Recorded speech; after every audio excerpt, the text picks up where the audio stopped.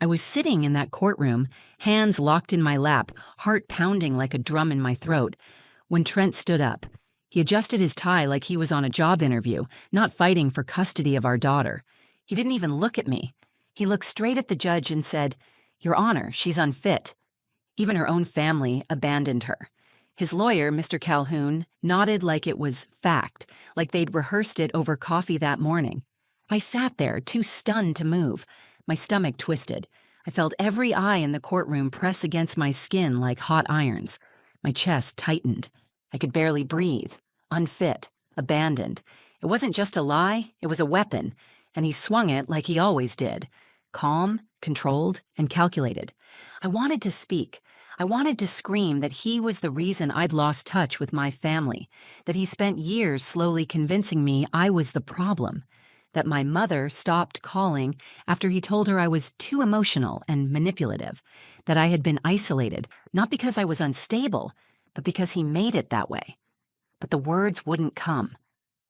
I looked at my daughter, Mira, 8 years old, sitting beside me in the too big wooden chair, legs swinging above the floor.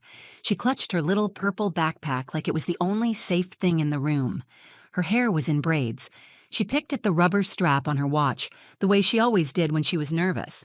And when Trent said those words, when he twisted the truth like he always had, she turned and looked up at me. Her eyes were so calm.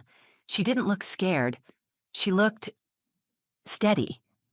And then, without asking, without hesitating, she stood up. She stood up in that silent courtroom like she had every right to speak, even if she was the youngest one there. She reached into her backpack and pulled out her little unicorn journal, the one I thought she only used to draw hearts and scribble down math problems.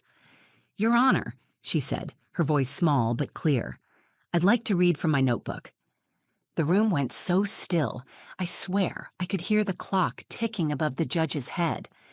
Judge Whitmore leaned forward, eyebrows raised. "Go ahead," he said gently. Mira looked straight at Trent. Then she looked at me. She opened the journal, and then she started to read. She read what she'd written about the nights her father slammed the kitchen cabinets when he thought no one was listening, about the time he yelled at our dog and kicked her so hard she limped for 3 days, about the times he told her not to tell me things like how much he drank or how he called me names when I wasn't home. Every word came from her mouth like it had been waiting to be heard. She didn't stutter. She didn't pause. She told the truth. And by the time she finished, even Judge Whitmore looked shaken. That was the moment everything changed. Not when Trent lied, not when his lawyer nodded, but when an 8-year-old girl, my daughter, stood up, looked the court in the eye, and told the truth that no one else had dared to say out loud. People think leaving is the hard part. It isn't. It's what comes after. The silence, the guilt, the second guessing. That's the part no one warns you about. When I left Trent, I had nothing. No money, no job, no support. I packed 2 bags and carried Mira out of the house in the middle of the night. She was still wearing her pajamas. I didn't even stop to grab her favorite stuffed bunny. I just needed to get her out. I told her we were going on an adventure. She believed me. We ended up in a small 2-bedroom apartment on the edge of Raleigh. It was nothing fancy. The walls were thin, the carpet was worn, and the heating clicked loudly every time it turned on. But it was ours. It was quiet. No yelling. No smashed plates. No doors slammed hard enough to shake the windows. I was 35 years old and starting over with an 8-year-old and 2 laundry baskets of clothes. The first week was the hardest. Mira kept asking when we were going back. She missed her room, she missed the dog, she missed her dad. I didn't blame her. Children don't see manipulation. They don't recognize emotional abuse. They see the parent who read bedtime stories, not the man who weaponized silence. I tried to keep it normal. I cooked spaghetti on the stove with a borrowed pot. I taped her drawings to the fridge. I tucked her in every night with a flashlight under the covers because she was scared of the new shadows on our ceiling. I went to bed every night feeling like a failure, but I smiled for her. I had to. People on the outside didn't understand. They never do. When Trent called my mother to tell her I'd left him, she believed him. He told her I'd had a breakdown, that I was unstable and paranoid, that I was dragging Mira through unnecessary chaos. And because I had cried to her so many times before and always gone back, this time she didn't believe me. She stopped calling. stopped answering. I felt like I'd lost her, too. That's what Trent did best. He didn't just isolate me, he made me look like the unstable one. There were days I questioned myself. I'd walk Mira to school and wonder if maybe I had overreacted. Maybe he wasn't that bad. Maybe Mira needed her father. But then I'd remember the way her body stiffened every time his truck pulled into the driveway, the way she flinched when he raised his voice, the way she once told me without looking up from her coloring book that she liked when Daddy went away for work because the house gets softer. That was the word she used, softer. I had started going to therapy quietly. I couldn't afford much, but I needed someone to help me stay steady. I started documenting everything, every interaction, every message, every time Trent was late picking her up or sent back her lunchbox untouched. My lawyer told me I needed to build a case, but the truth was I was building a shield, not just for the court, for myself, to remind me that I wasn't crazy. Then the court date arrived. I dropped Mira off at school that morning and sat in the parking lot for 30 minutes just breathing. I stared out the windshield and thought about everything I'd done to survive. Not just leaving, but staying sane, keeping Mira whole, keeping her from turning into a shadow of herself. When I picked her up that afternoon, she climbed into the car and handed me a drawing she'd made in class. It was 2 stick figures holding hands under a tree. She had labeled them Mommy and Me. I asked her what the tree was for, and she said, "That's where we're going when it's all done, somewhere with trees and no shouting." I smiled and said, "That sounds perfect." But inside, I was terrified. I had to face Trent in court the next day. I had to sit in front of a judge and convince the system that I wasn't broken, that I was capable, that Mira was safe with me. And I knew what Trent was going to do. He'd charm them. He'd lie with a straight face. He always did. He was so good at it. Even I believed him sometimes. But I didn't know then that Mira had been watching, that she'd been writing, that she'd seen more than I ever imagined. And she was about to prove that even an 8-year-old could tell the truth louder than any man in a suit ever could. The courthouse smelled like cold tile and nervous sweat. I sat on the bench outside the hearing room with Mira next to me, swinging her legs and humming softly to herself. She was coloring in a book I'd packed in her bag, the same one she always brought to calm herself at the doctor's office. I kept checking the time. My palms were slick. My stomach wouldn't settle. When they finally called our names, I stood up too fast and nearly lost my balance. Mira grabbed my hand. Her grip was steady, small fingers wrapped around mine like she was grounding me instead of the other way around. I squeezed back. I told her everything would be okay. I wasn't sure if I believed it. Inside the courtroom, it felt like a play. Trent sat on the opposite side in a navy suit I hadn't seen before, flanked by his lawyer, Mr. Calhoun. They both looked so polished, so calm. Trent even smiled as if we were all here for something routine. He nodded to the judge like they were old friends. He didn't look at me. Not once. My lawyer leaned over and whispered, "Stay composed. They're going to try to push you emotionally." That didn't surprise me. Trent was always 5 steps ahead when it came to appearances. He knew how to sound reasonable even when he was saying something cruel. He made his abuse look like concern. His cruelty wore a smile. They started with him. Trent talked about my mental health, about the time I went to therapy, about how I once missed Mira's parent-teacher conference because I was working 2 jobs and my car broke down. He framed it all as neglect. He painted himself as the stable one, the father who had a yard, a dog, and a steady paycheck. He told the court he was worried about Mira's emotional well-being in an unstable environment. Then came the words I knew were coming. "Her own family won't speak to her," he said, voice calm and even. "Even her mother cut ties. That should tell you everything. She's unfit." His lawyer nodded as if it was an open and shut case. They had rehearsed this. They were playing their roles perfectly. I felt heat rise in my chest. I gripped the edge of my seat. I wanted to speak, to shout that none of this was true, but my voice stayed locked behind everything I had buried for years. I glanced at Mira. She was still. Her backpack was in her lap, the zipper slightly open. My lawyer asked for a recess so I could gather myself before testifying. The judge agreed. In the hallway, I tried to breathe, but it came out shaky. I knelt in front of Mira and brushed a strand of hair behind her ear. "You doing okay?" I asked. She nodded. "Are you?" "I'm trying," I said, "but it's hard." She looked at me for a long moment, then reached into her bag and pulled out her journal. The unicorn one, the one I thought she only used for doodles and spelling lists. "I wrote stuff," she said, "in case they didn't believe you." I looked at her, stunned. "What kind of stuff?" She shrugged like it was no big deal. "Things I remember about Daddy from when he gets mad." I didn't know what to say. I stared at that little book in her hands and felt my heart crack open. All this time, I thought I'd been hiding the worst from her. I thought I'd protected her from the weight of it, but she had seen it all. Back inside, the judge asked if I wanted to respond to Trent's claims. I opened my mouth, but the words caught in my throat again. Then Mira stood up. She didn't wait for permission. She didn't hesitate. She just stood, holding her journal, and said, "Your Honor, I have something I want to read." Everyone turned. The judge looked surprised, but he didn't stop her. "All right," he said. "Go ahead, Mira." She opened the journal with both hands, took a breath, and began to speak. I didn't know what was written on those pages. I didn't know what she was about to share. But I felt the room shift. The air felt heavier. And I knew, deep down, this was no longer about what Trent said or what I failed to. It was about what our daughter had lived through, and she was about to make them all see it.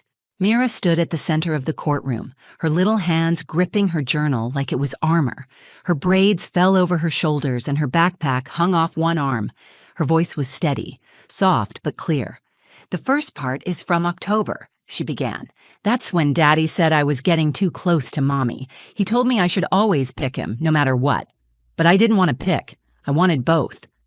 No one moved. She flipped to another page. "This one's from when he made me throw away my drawings for Mommy's birthday. He said she didn't deserve anything nice, and that she'd probably forget my birthday anyway. But she didn't. She never has." I sat frozen in my chair, my mouth half open, unsure whether to cry or pull her into my arms. I had no idea she remembered those moments with such detail. I had tried so hard to shield her, to keep my pain from seeping into her world. But it had reached her anyway. She continued reading, turning each page like it mattered, like every word had weight. One time he got mad when I spilled juice on the couch. He made me sit in the dark closet for a long time and told me not to tell Mommy. I was scared, but I didn't cry. He said crying was for weak people. Mr. Calhoun shifted in his seat. Trent crossed his arms, his jaw flexed. The judge held up a hand, stopping anyone from interrupting. "Let her finish," he said. Mira turned to the last page. "This is the most important one," she said. "Last month, Daddy said that Mommy only left because she's crazy. But I saw Mommy cry in the bathroom when she thought I was asleep, and I don't think that's crazy. I think that's brave. Because she still made my lunch and helped with my math homework and never yelled, even when she was tired." She looked around the room, then locked eyes with the judge. "I feel safe with Mommy," she said, "and I want to stay with her." My hand went to my chest. I hadn't even realized I'd been holding my breath until that moment. There were tears in my eyes, but I blinked them back, watching my daughter stand in a courtroom filled with adults, speaking her truth like she'd done it 100 times. Judge Whitmore leaned forward. "Mira," he said gently, "did anyone tell you to write this or ask you to read it?" She shook her head. "Number one, I just wanted someone to know, just in case." The judge looked at her for a long moment before nodding. "Thank you. You can take your seat." She walked back to me quietly, slipped into her chair, and leaned into my side. I wrapped my arm around her shoulders and held her close, unsure if I was comforting her or myself. Trent's lawyer cleared his throat. "Your Honor, with respect, I believe this is emotionally compelling, but hardly objective." Judge Whitmore looked directly at him. "Mr. Calhoun, I've sat on this bench for 24 years. I've heard every excuse, every rehearsed statement, every parent who claims the other one is unfit. This isn't a tactic. This is a child telling the truth about her experience. And I will take it seriously." Trent leaned toward his lawyer, whispering something sharp and angry, but neither of them could undo what had just happened. This wasn't part of my plan. Mira standing up on her own, using her voice in a room full of people she didn't know. That wasn't something I had prepared her for. I had only wanted to protect her. I thought my role was to shield her from every part of this ugly fight. But she didn't need shielding. She needed to be heard. In that moment, I understood something I hadn't before. I wasn't just defending my ability to raise her, I was defending her right to be safe, to be seen, to grow up without fear. And she had just shown the judge exactly what kind of mother I was, without me saying a word. That was the moment the case shifted, not because of strategy, not because of legal skill, but because an 8-year-old girl stood up, told the truth, and reminded everyone in that room what this fight was really about. The courtroom was silent after Mira sat down. Her words lingered in the air like smoke. Sharp, honest, impossible to ignore. I could feel it in the way people shifted in their seats, the way the judge's pen stopped moving, the way Trent suddenly avoided looking in my direction. Something had changed. Judge Whitmore took a moment before speaking. He adjusted his glasses and looked down at his notes. Then he looked at me. "Ms. Raines," he said, "do you have anything you'd like to say before I make a temporary ruling?" I stood slowly. My knees felt unsteady, but my voice didn't shake. "I didn't know she was going to do that," I said, motioning gently toward Mira. "I didn't ask her to write anything. I didn't even know she kept a journal. I tried to protect her from all of this. I wanted to be the kind of mother who shielded her from the chaos, but I couldn't hide the truth from her, no matter how hard I tried." I looked at Mira. She was leaning against the chair's wooden arm, flipping through the edge of her notebook, calm and focused, like she had just read a poem in class. I turned back to the judge. "She's not just my daughter," I said. "She's my reason for staying strong when I wanted to give up. She watched me survive something that should have broken me, and she's still standing tall after everything." Judge Whitmore gave a small nod, then turned to Trent. "Mr. Raines, would you like to respond?" Trent stood. His expression was tight. He glanced at the judge, then at Mira, and finally at me. I had seen that look before, when he realized he was losing control. "With all due respect, Your Honor," he said, "this is getting emotional. Children don't always understand what they see. Maya," he gestured to Mira, but used the wrong name, "she's just a kid. I'm sure her mother helped shape that story." Mira's head snapped up. "My name is Mira," she said, not loudly, but firmly. The judge raised a hand to silence the room again. "That will be enough, Mr. Raines." Trent clenched his jaw but didn't speak. Judge Whitmore took a breath. "I've reviewed the documents, heard the statements, and now I've listened to something that, quite honestly, carries more weight than anything I've heard today. Children don't always know how to lie convincingly. Adults do.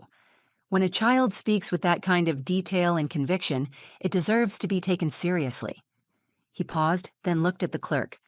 "I am awarding temporary full custody to Ms. Raines, effective immediately. Mr. Raines, any visitation will be supervised until further investigation is completed. I'm also ordering a full psychological evaluation and home review before this court makes any permanent rulings." My heart dropped. Not from fear, from release. The pressure that had been building for over a year lifted off my chest like someone had finally opened a door that had been locked from the inside. Mira looked up at me with wide eyes. "Does that mean we can go home now?" I nodded, trying not to cry in front of the room. "Yes, baby, we can." As I gathered our things, I noticed Trent frozen in place, whispering angrily to his lawyer. I didn't care what he said, not anymore. For the first time in years, his words didn't touch me. Outside the courtroom, the late afternoon sun hit our faces as we walked down the steps. I didn't realize my mother was standing at the bottom until I heard her voice. "Celia." I turned. She looked older than I remembered, her face tight with guilt. She stepped forward slowly. "I came today," she said. "I watched from the back. I didn't know. I didn't want to believe it, but I do now. I'm sorry I wasn't there when you needed me."